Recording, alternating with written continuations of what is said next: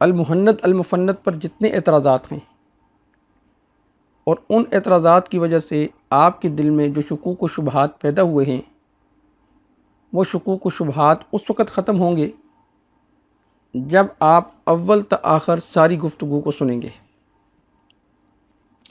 نفس سے مسئلہ سنیں گے، اسے سمجھیں گے، اس کے دلائل سنیں گے، اس کے دلائل میں غور کریں گے، تو بہت آسانی کے ساتھ آپ کو مسئلہ سمجھ میں آ جائے گا کہ جتنے اعتراضات کی وجہ سے آپ کے دل میں شکوک و شبہات پیدا ہوئے ہیں وہ سارے ختم ہو جائیں گے، بشرطے کہ بات آپ نے پوری سننی ہے اور ترتیب کے ساتھ سننی ہے۔ تو جناب نے بسم اللہ کی،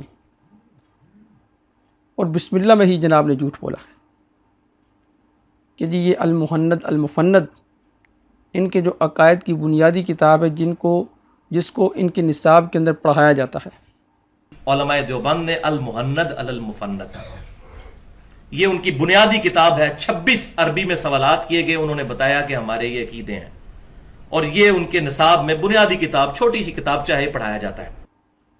میں یہ سوال کر سکتا ہوں، میرا یہ حق ہے کہ میں آپ سے پوچھوں، اعدادیہ، متوسطہ،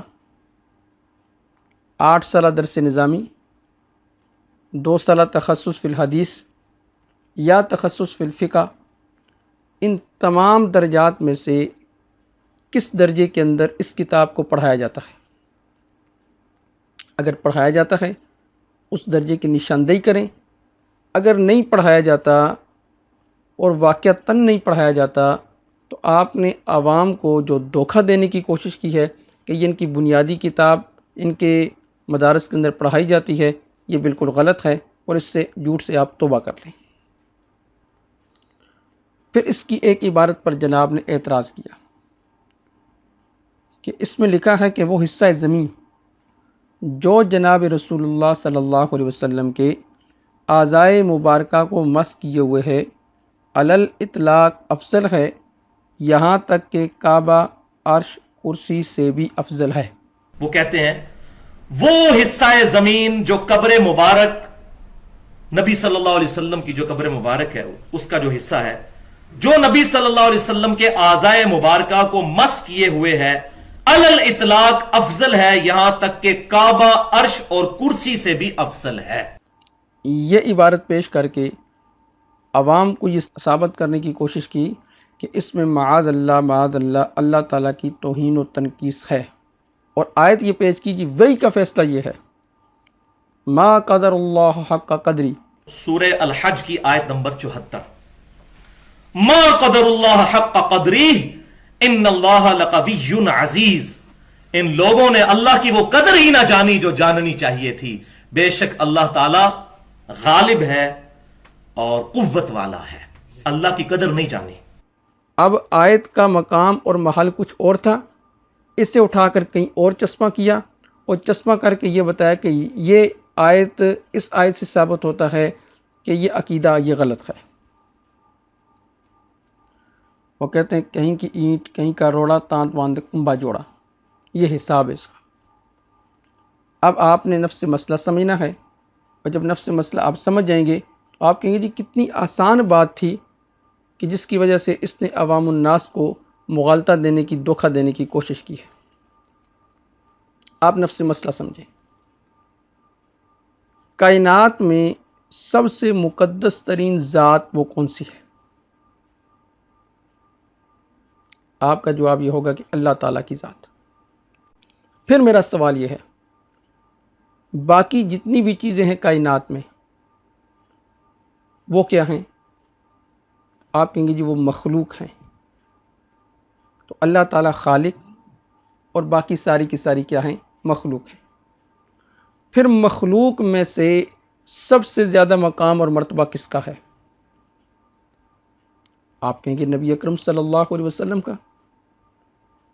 پھر آپ کہیں گے جی باقی انبیاء کا۔ میرا سوال ہے پھر آپ کہیں گے صحابہ کا۔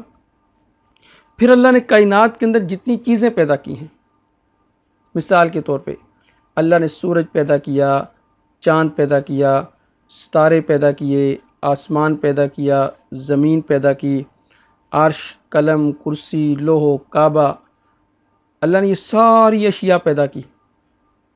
سوال یہ ہے کہ ان اشیاء میں سے اللہ تعالیٰ کے ہاں کس کا مقام اور مرتبہ سب سے زیادہ ہے اور کون سی چیز سب سے افضل ہے؟ یہاں پر ایک بات آپ نے سمجھنی ہے، پھر یہ بات ساری آپ کو سمجھ آ جائے گی۔ اللہ تعالیٰ کی ذات یہ جسم سے پاک ہے، اللہ کا جسم نہیں ہے۔ ید اللہ، اللہ کے لیے لفظ استعمال ہوتا ہے، لیکن اللہ کا ہاتھ ہے، کیسا ہے؟ ایسا ہاتھ نہیں جیسا ہمارا ہاتھ ہے۔ اللہ کا ہاتھ اس کی اپنی شان نشان ہے۔ وجہ ربک کا، تیرے رب کا چہرہ کیسا؟ ہماری طرح نہیں، اللہ کا چہرہ ہے جیسا اس کی شان نشان ہے۔ یوم یکشف عن ساق، اللہ کی پنڈلی وہ کیسی؟ جیسے اللہ کی شان نشان ہے۔ اللہ کا ہاتھ، اللہ کا چہرہ، اللہ کی پنڈلی اس طرح جیسے اس کی شان نشان ہے، وہ ہماری طرح نہیں کہ جیسے ہمارا جسم ہے۔ اللہ تعالیٰ جسم سے پاک ہے، یہ بات آپ نے ذہن کے اندر رکھنی ہے۔ اللہ تعالیٰ جسم سے پاک، اس کا جسم نہیں ہے جیسے ہمارا جسم ہے، اللہ تعالیٰ اس سے پاک ہے۔ دوسری بات، اللہ خالق ہے، باقی سارے کیا ہیں؟ مخلوق ہیں۔ تیسری بات کہ سورج، چاند، ستارے، آسمان، زمین، کعبہ، عرش، کرسی، لوح، قلم، اللہ تعالیٰ کے ہاں ان میں سے سب سے افضل کون ہے؟ کیونکہ اللہ کا جسم بھی نہیں ہے۔ تو اب اس عبارت کو سمجھنے کے لیے میں 2 یا 3 مثالیں آپ کے سامنے عرض کر دیتا ہوں۔ میں اس پر 2-3 نہیں، میں سینکڑوں مثالیں پیش کر سکتا ہوں، سینکڑوں مثالیں، اور بالکل آسان فہم آپ کو مسئلہ سمجھ آ جائے گا۔ اللہ تعالیٰ کا جسم نہیں ہے، اللہ جسم سے پاک ہے۔ سرکار دو عالم صلی اللہ علیہ وسلم کا جسم عطر تھا، آپ کا جسم تھا۔ اب میں آپ کے سامنے مثال رکھوں گا، فیصلہ آپ نے خود کرنا ہے کہ آپ کے جسد عطر کے ساتھ لگنے والی مٹی، اس کا مقام عرش، کعبہ، کرسی سے افضل ہے یا نہیں ہے۔ آپ کے پاس 2 پیالے ہوں اور دونوں میں پانی موجود ہو، اب یہ بتائیں کہ یہ دونوں پانی اللہ کے پیدا کردہ اور اللہ کی مخلوق ہیں یا نہیں؟ آپ کہیں گے جی ہیں۔ ان دونوں میں سے کس کا مقام زیادہ ہے؟ اللہ کے ہاں افضل کون سا ہے؟ آپ کہیں گے جی دونوں برابر ہیں۔ اچھا، اب ان 2 پانیوں میں سے ایک پانی کے اندر سرکار دو عالم صلی اللہ علیہ وسلم اپنا ہاتھ مبارک ڈال دیتے ہیں۔ اب ایک پانی کے ساتھ آپ کا جسد عطر وہ مس کیا ہے اور دوسرا پانی اس کے ساتھ آپ کے جسد عطر نے مس نہیں کیا۔ اب یہ بتائیں کہ ان 2 پیالوں میں سے افضل کون سا ہے؟ آپ یہ کہیں گے کہ جس پیالے میں آپ صلی اللہ علیہ وسلم نے اپنا ہاتھ مبارک ڈالا ہے وہ پیالہ، وہ پانی افضل ہوگا۔ اچھا، ایک اور مثال دیتا ہوں۔ قرآن کریم میں آتا ہے ناقۃ اللہ، اللہ کی اونٹنی۔ یہ صالح علیہ السلام کی قوم کے اندر جو اونٹنی آئی تھی وہ ناقۃ اللہ، اس کے بارے میں کہا جاتا ہے۔ آیا اللہ تعالیٰ نے اس اونٹنی پر سفر کیا ہے؟ آپ کہیں گے جی نہیں، لیکن ناقۃ اللہ، اس کی نسبت اللہ تعالیٰ کی طرف ہے نا۔ اب اسی طرح کعبۃ اللہ، اب کعبہ کی نسبت اللہ تعالیٰ کی طرف ہے، لیکن کیا اللہ اس کے اندر رہتا ہے؟ نہیں رہتا۔ اللہ نے اس اونٹنی پر سواری کی؟ نہیں کی، صرف نسبت اللہ تعالیٰ کی طرف ہے۔ اسی طرح عرش، یہ عرش مثال کے طور پہ، اب کیا اللہ اس کے اوپر بیٹھا ہوا ہے؟ نہیں، صرف اس عرش کی نسبت اللہ تعالیٰ کی طرف ہے۔ کعبہ کی نسبت اللہ تعالیٰ کی طرف، عرش کی نسبت اللہ تعالیٰ کی طرف، اور اونٹنی کی نسبت اللہ تعالیٰ کی طرف۔ اب اس اونٹنی کے مقابلے میں ایک اور اونٹنی ہے جس پر سرکار دو عالم صلی اللہ علیہ وسلم نے سواری کی، اور اس کا ذکر قرآن کریم میں بھی نہیں ہے۔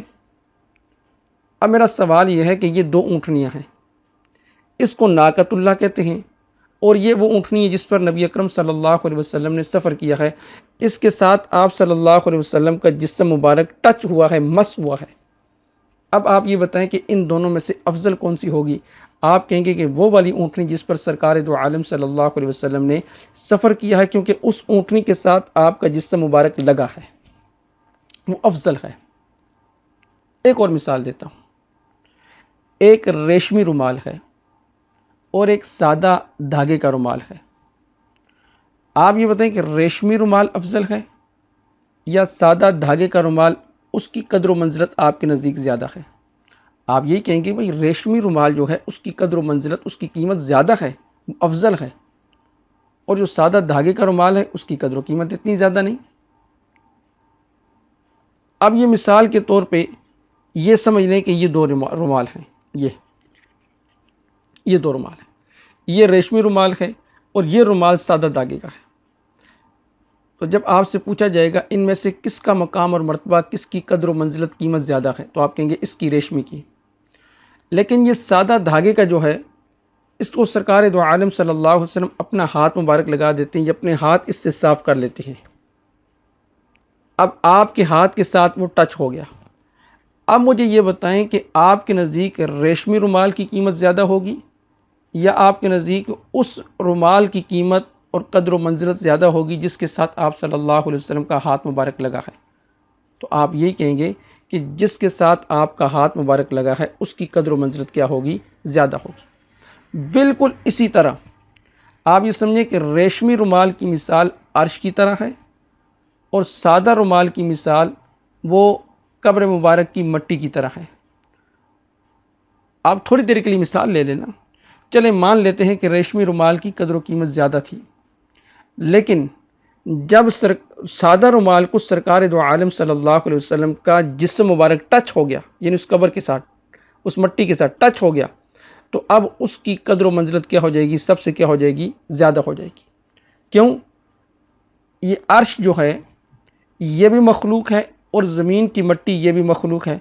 اللہ رب العزت عرش کے اوپر بیٹھا ہوا نہیں ہے، صرف عرش کی نسبت اللہ تعالیٰ کی طرف۔ یہ سمجھ لیں عرش ہے اور یہ سمجھ لیں کہ قبر مبارک ہے۔ اللہ اس پہ بیٹھا نہیں ہے، اللہ تعالیٰ اس پہ بیٹھا ہوا نہیں ہے، اور یہ قبر مبارک سرکار دو عالم صلی اللہ علیہ وسلم اس میں آرام فرما رہے ہیں۔ اب جو مٹی آپ کے جسد عطر کے ساتھ لگی ہوئی ہے اس کا مقام اس عرش سے زیادہ ہو جائے گا، کیونکہ یہ آپ کے جسد عطر کے ساتھ ٹچ ہو رہی ہے۔ یہ تھا آسان مسئلہ جسے ہم نے اتنا مشکل بنا دیا۔ ہم نے کہا جی اللہ تعالیٰ کی توہین کر دی معاذ اللہ۔ اور یہی عقیدہ اور نظریہ احادیث سے بھی ثابت ہے، اور صحابہ کرام رضوان اللہ علیہم اجمعین ان کا بھی یہ عقیدہ تھا۔ ایک حدیث ہے بخاری شریف کی، اور حدیث کا نمبر ہے غالباً 5810، اور حدیث ہے سہل بن سعد رضی اللہ تعالیٰ عنہ کی۔ فرماتے ہیں کہ ایک عورت نبی اکرم صلی اللہ علیہ وسلم کے پاس آئی، اور اس نے آپ صلی اللہ علیہ وسلم کو ایک چادر دی، خوبصورت چادر تھی۔ تو آپ صلی اللہ علیہ وسلم نے وہ چادر لے لی، اور وہ آپ نے ایسے لی کہ جیسے آپ کو ضرورت ہوتی ہے۔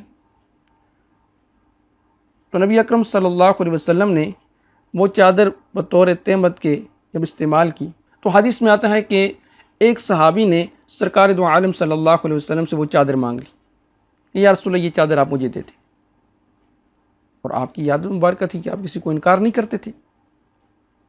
تھوڑی دیر آپ مجلس کے اندر بیٹھے، پھر آپ چلے گئے اور آپ نے چادر اٹھا کر لپیٹ کر اس کو دے دی صحابی کو۔ تو صحابہ نے پوچھا کہ ما احسنت، اس نے کہا آپ نے اچھا نہیں کیا کہ آپ نے سرکار دو عالم صلی اللہ علیہ وسلم سے اس چادر کا سوال کیا ہے، اور آپ کو پتہ ہے کہ نبی اکرم صلی اللہ علیہ وسلم کسی کو واپس نہیں لوٹاتے۔ تو اس صحابی نے کہا واللہ ما سألتھا، میں نے سرکار دو عالم صلی اللہ علیہ وسلم سے ویسے سوال نہیں کیا، الا لتکون کفنی یوم اموت، فرمایا میں نے تو اس لیے سوال کیا ہے کہ جس دن میں مروں گا تو اس دن مجھے اس چادر کے اندر کفن دیا جائے گا، اور صحابی کو اس میں کفن دیا گیا۔ اب سوال یہ ہے کہ چادریں تو اور بھی تھیں، بازار کے اندر تھوڑی چادریں تو نہیں تھیں، لیکن صحابی نے اس چادر کو ترجیح دی جو سرکار دو عالم صلی اللہ علیہ وسلم کے جسد عطر کے ساتھ لگی ہوئی تھی، کیونکہ صحابی جانتا تھا کہ اس چادر کا مقام باقی تمام چادروں سے کیا ہے؟ زیادہ ہے۔ تو صحابہ کا بھی یہ نظریہ تھا کہ آپ کے جسد عطر کے ساتھ لگنے والی جو چیز ہے اس کا مقام اور مرتبہ باقی تمام چیزوں سے وہ کیا ہے؟ وہ زیادہ ہے۔